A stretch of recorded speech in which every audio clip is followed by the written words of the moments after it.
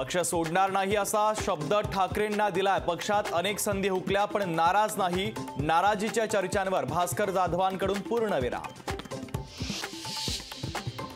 आमदार रवींद्र वायकर शिवसेनेमध्ये प्रवेश करण्याची शक्यता। लोकशाहीला खात्रीलायक सूत्रांची माहिती तर आणखीन एक विश्वासू साथीदार ठाकरेंना जय महाराष्ट्र करणार। चर्चांना उधाण।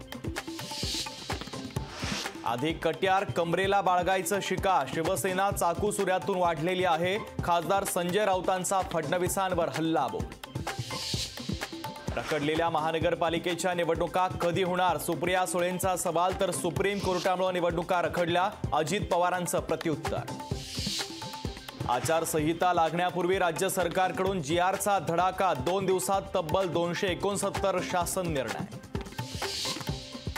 महायुतीमधील जागा वाटपाचा पेच कायम। शिवसेना राष्ट्रवादी वाढीव जागांच्या मागणीवर ठाम। महायुतीची सोमवारी पुन्हा दिल्लीत बैठक।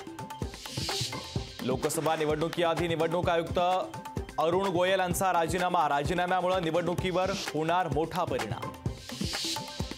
अरुण गोयल यांची नेमणूकच अनैतिक होती। निवडणूक आयुक्तांच्या रिक्तपदी भाजपनं काम करावं। संजय राऊतांचा भाजपवर हल्लाबोल। 14 किंवा 15 मार्चला लोकसभा निवडणुकीची घोषणा होण्याची शक्यता। निवडणूक आयोगाच्या जम्मू काश्मीर दौऱ्यानंतर निर्णय होण्याचा अंदाज।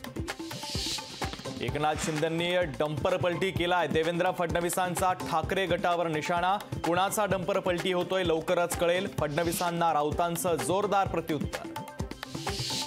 निवडणुकीच्या काळात जिभेवर संयम ठेवा। निवडणुकीच्या पार्श्वभूमीवर भाजपकडून नेते आणि प्रवक्त्यांना विशेष सूचना।